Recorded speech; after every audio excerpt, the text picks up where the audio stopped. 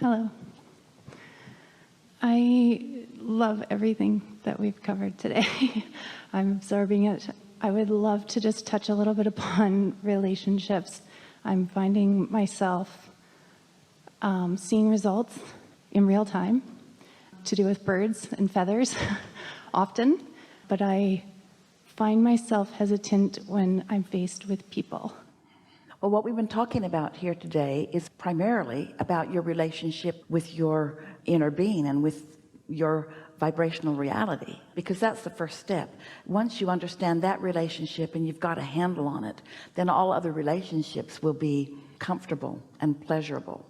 But most humans who don't have a handle on this, in other words, we're just right here on the leading edge, and even you discovered new things about it even today. So it's an evolving state of being for sure. But most humans are not tending to the relationship with who they really are.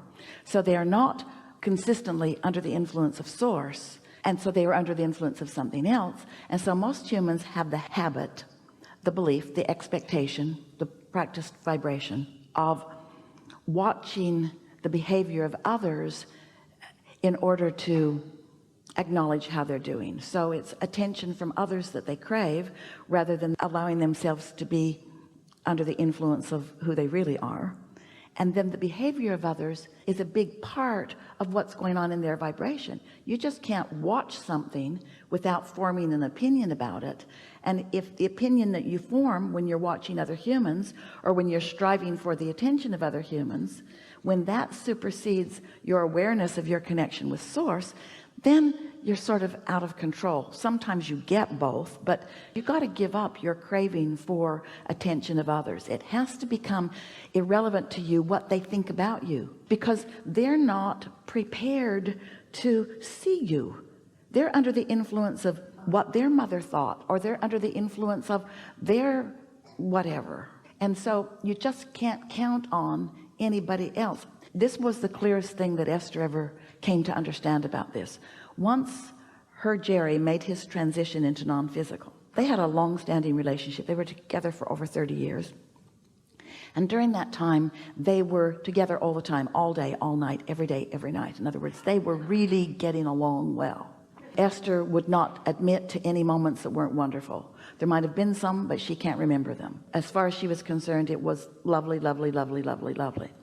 And then when he made his transition, she was really distressed, because she connects with us so easily, but she couldn't find him. She suffered over it for a while. And one day when she stumbled accidentally into a clear space where she could hear us, you can only stand so much grieving.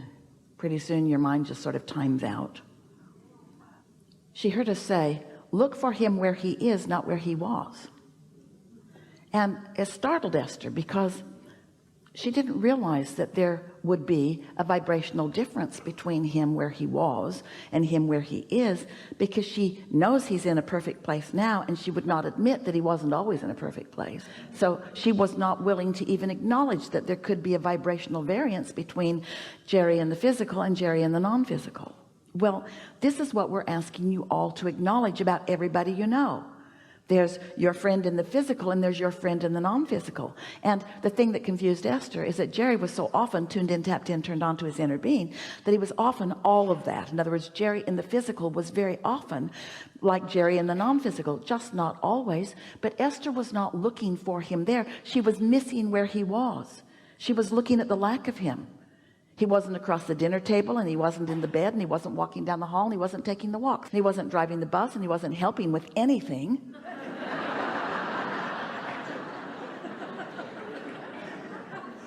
And so it took her a little while to adjust to the inner being aspect as compared to the physical aspect. So that's what you got to do with everybody in relationships. You've got to look for who they really are, not who they're being.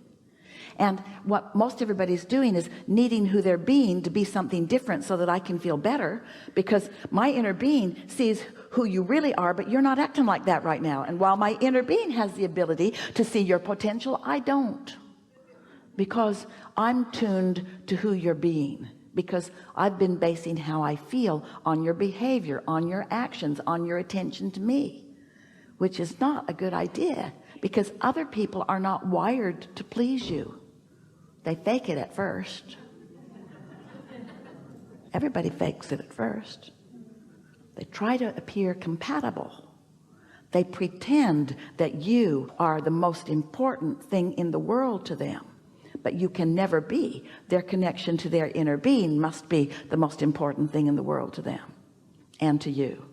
So to say it otherwise, or to believe it otherwise, puts you at a disadvantage, because now you're sort of like a bobbing cork on a raging sea, and you don't have much control.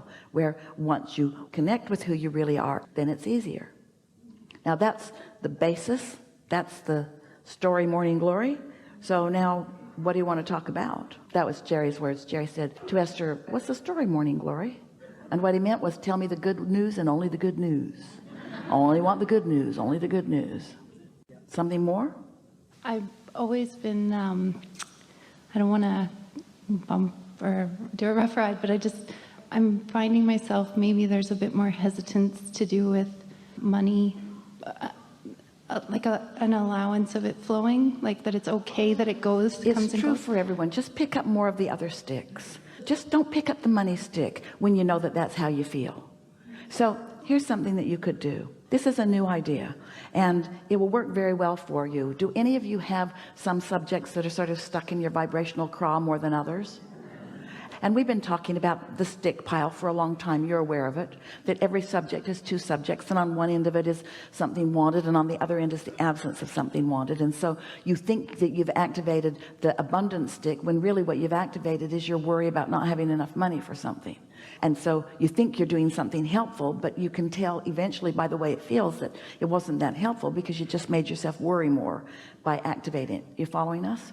So now let's do something different with these sticks. Let's pick up the money stick, and on this end of the stick, let's call this the manifestation. Let's call this vibrations turning to thoughts, and thoughts turning to things, and those things are money, and that's on that end of the stick.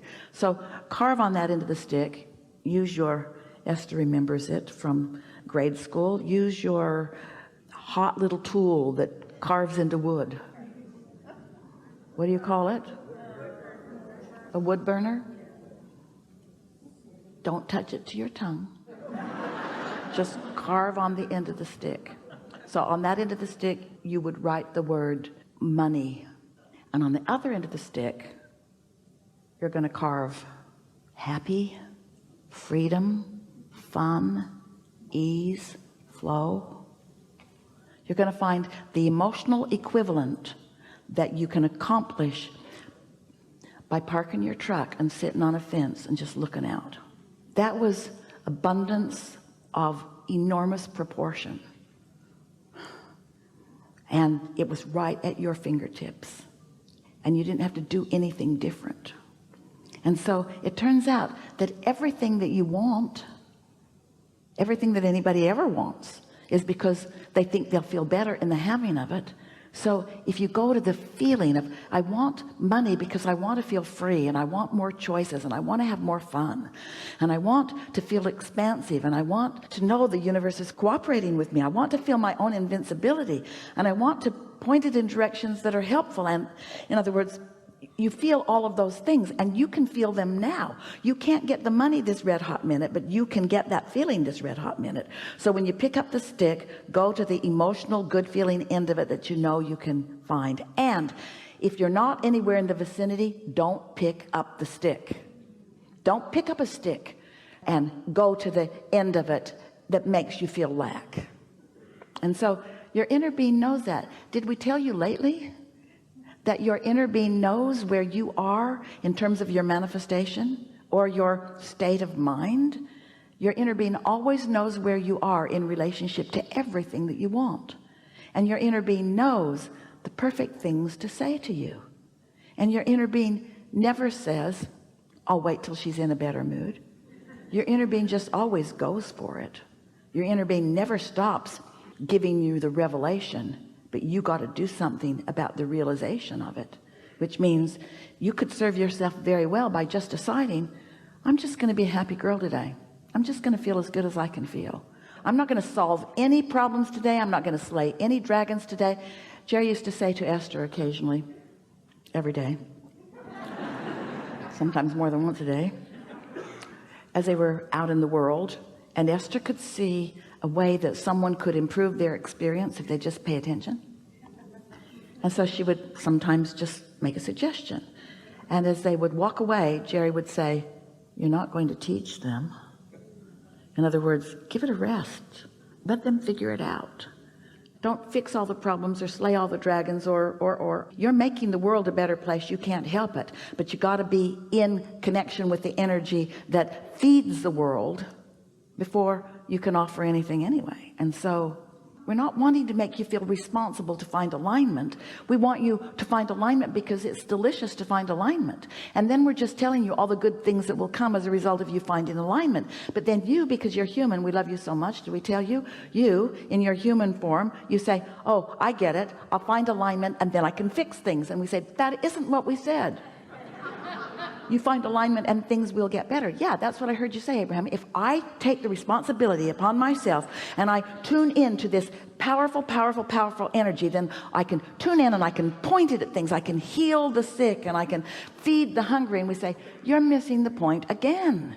Because the moment you begin pointing it at something that is a problem, you become a part of the problem, not a part of the solution. That's why you must separate in your own mind the question from the answer, the problem from the solution. That's why step 1 and step 3 are different steps, with a whole lot of cooperation from the universe in between them. Helpful? Beautiful. Enough? That's enough. Really good. Really good. Really good.